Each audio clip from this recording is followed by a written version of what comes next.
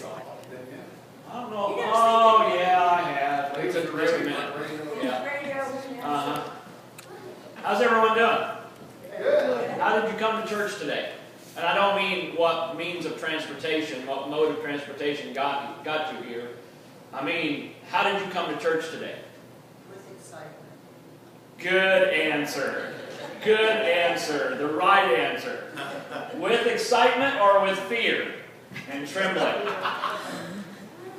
What in the world is he going to make us do today? I say my spot. You see, yeah, I've had several people wanting to volunteer today. I don't understand. I can get down, but I don't know about getting up on that. You have your study guide? If you do not have one, there are a couple extra back there on the little table by the offering plate. You can go pick one up. I'd ask that you grab it right now, pull it out, and so that you can follow along and we can all get something out of today's message. I came to church the same way, Barbara. I came to church excited and just thinking, you know, all week the juices have been flowing and God has been speaking to me in ways to help us, I hope, to help us understand. You know, I'm a firm believer in using visuals if I can, or using antics and comedy and whatever I need to do to get a point across. And I believe today is going to fit right in, and hopefully you'll get something out of it. I want to pick up, and I don't want to spend a lot of time in the intro, but I want to pick up right where we left off last week. Last week we talked about the importance of understanding that our bodies are on loan from God. He gives us a certain amount of time, and He expects us to honor Him in the way that we care for that loan, that gift. And that's our bodies. And so hopefully you got that. We talked a little bit and had some fun trying to understand the importance of exercise. And that's where I'm going to pick up. Discipline number 2. Okay, so you ready to fill in the blank? Number 2 in your study notes is stay active and exercise regularly. Say that with me. Stay active and exercise regularly. You see, I included both of these for a reason, because it's important, and one thing that amazes me about this congregation is how active y'all are. And that is to your benefit, and it's a compliment, because I'm amazed at how active you folks are, and it's not always that way. But we need to make sure that we are living an active lifestyle. It's important to build time. You know, I hear people say that we need to make time, or you know, you can't make any more time. There's only a certain amount of time that we have. So I believe a better way to articulate that is that we need to build into our schedules time that is allotted for activity and exercise. It's important for us to be intentional about it, because if we're not intentional about it, what happens? We don't do it. It gets put off and put off and put off, and you know, on the back burner, and we're going to get to it later, and we never get to it. So we need to be intentional about it. As a country and as a nation, we are less physically active today than we've ever been before in our history. The reason is we don't get adequate exercise in our workplace. Most of us, some of us do. If you're a farmer, you get plenty of exercise during certain seasons of the year. You get plenty of activity, or whatever else you do. Maybe you cut trees or whatever it is you do. Some of us get it, but most don't in America. So what do we do to make up for that? When we get home, what do? We've sat all day in offices or cubicles or in a car writing, and what do we do when we get home? We sit again. And man, I am so guilty of this. I don't like it when I preach a sermon and it hits me in the eyes. I like it when I preach one and it hits you in the eyes, but I don't like it when it hits me in the eyes. And this one's hitting me. We sit. I want you to listen to a stat. 62% of American adults do not engage in any vigorous leisure time of physical activity at all. 62% just don't get any physical exercise at all. or activity. That means over 62% of Americans do absolutely nothing to exercise or utilize and use their bodies, keep their bodies moving. And I think one of the big reasons is because of our friend, and we all have them, probably, I'd say, and they're getting bigger and fancier and thinner, but wider and higher definition. They're awesome today, the television you can get. Are you with me? Man, mine is a plasma television.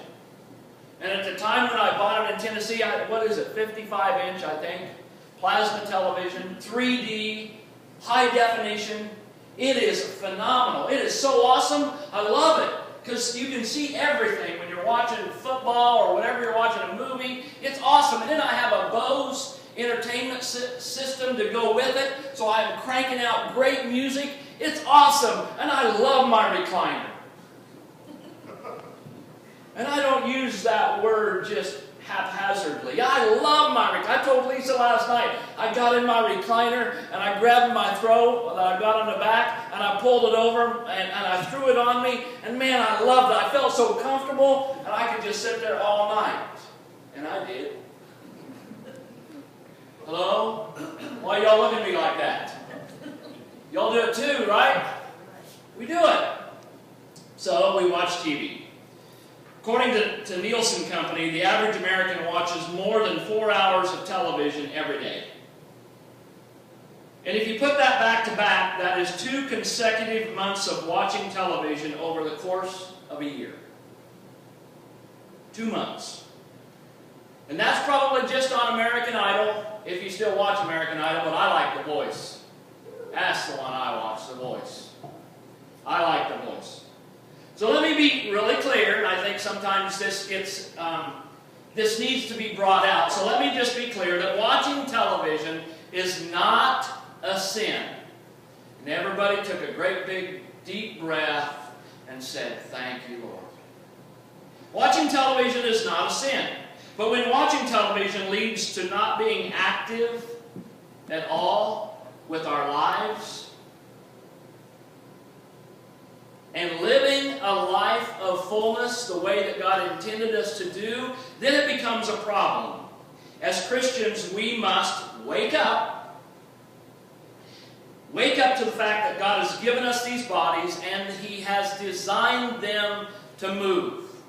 And I'll just share this right now. You know, my father-in-law is 73 years old, and he would tell you this if he were here this morning, but he has a lot of aches and pains. You know, his back hurts, his neck hurts, his knees hurt, everything hurts. But he says when he feels the best is when you notice 2 of our exercise equipment's gone today. The rowing machine and then the other little thing that was down here, the body glider or whatever they call it. Those were his. And I had to make sure I got them back. Because he said when he feels the best is when he makes sure every day that he goes down and gets on those 2 pieces of equipment. And he rows for 30 minutes and he rides that body glider. And he keeps his body moving. And that's what our bodies were intended to do. But when we sit, then we get stiff.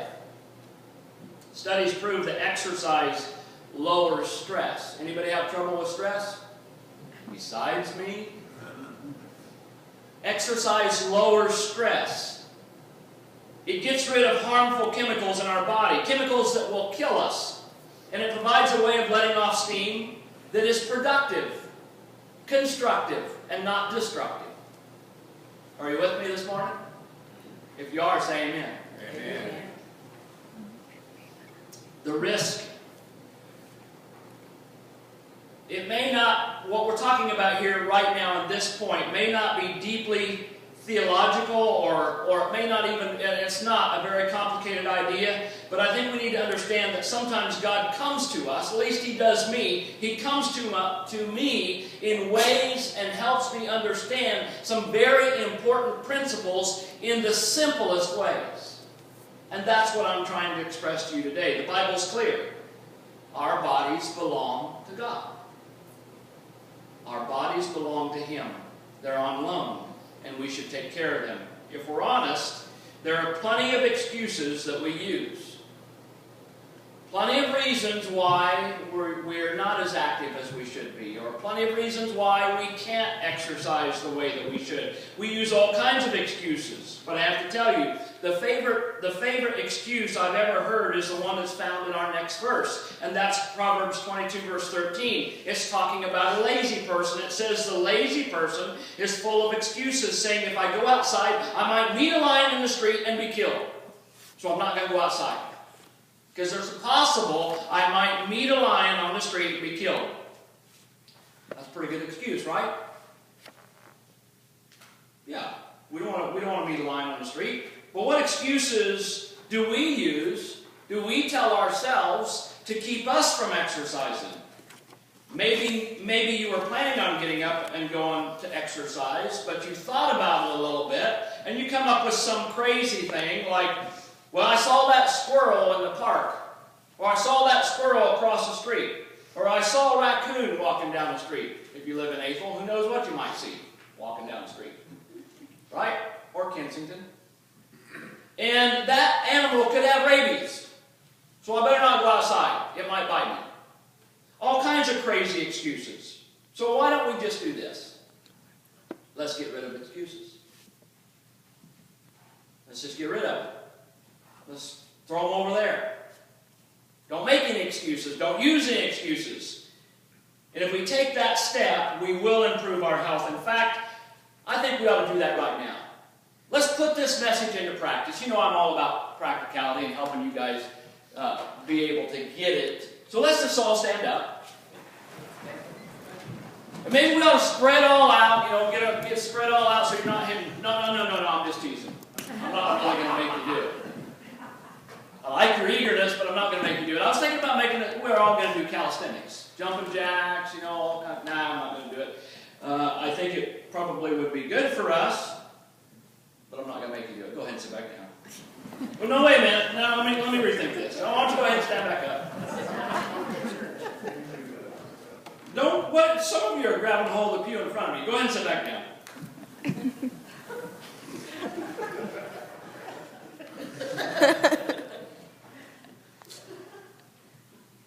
Big chickens.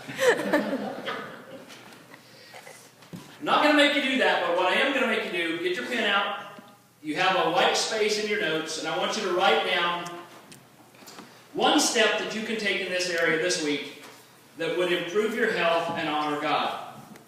Okay, write down right now. Think about it, just a second, and write down one thing that you could do in this area. Maybe it's as simple as thinking, I need to have a more active lifestyle. So maybe you would say, I'm going to walk to work every day, if you can. I know the new pastor over at Heartland Worship Center, he bought a place just north, I think it's just a mile north of Agra, and he rides his bicycle to church every day when the weather is good. Maybe it's just something like that. Or maybe a commitment to spend your lunch hour walking at an indoor track. Another idea, maybe you could pick up jogging or cycling or something like that you would do on a regular basis. Maybe you join a gym or pick one thing, one step. Maybe it's you will, every Sunday afternoon you'll go and practice dancing. You know, really, that I talked about this a little bit last week, but that's something that I didn't realize I would enjoy so much. It's something that is very beneficial. You can't imagine, I told you this last week, how much activity you get out of an hour and a half of practicing dance. It's really good for applying what I'm talking about. It's also really good for relationship building with your spouse. Right, Lisa? Can be. We had one of the talks. She was talking about the TV. You spend, how many hours a day? 4. All right. They said that you could lose weight and exercise if ever commercial you get up and walk around the room or do just a few. You'd be surprised how many you get in. Some of them commercials last 5 minutes. Oh, yeah. It says you could do that, especially in the evening. Just get up during the commercials and move. That's right. You'd be yeah, but I'm so comfortable in Yeah. recliner. I thought And maybe I'm this all- was, I thought maybe this was a good one for you. And I'm all snuggled down and got my throw over top of me, and I don't want to get up. I'd way rather just reach over and grab a handful of chips and pop them in my mouth. You said do away with excuses. I'm supposed to be sharing this message. Do we need to They proved that people could lose 5 to 10 pounds in 6 months by doing that. By just getting up during the commercials, because you gotta get up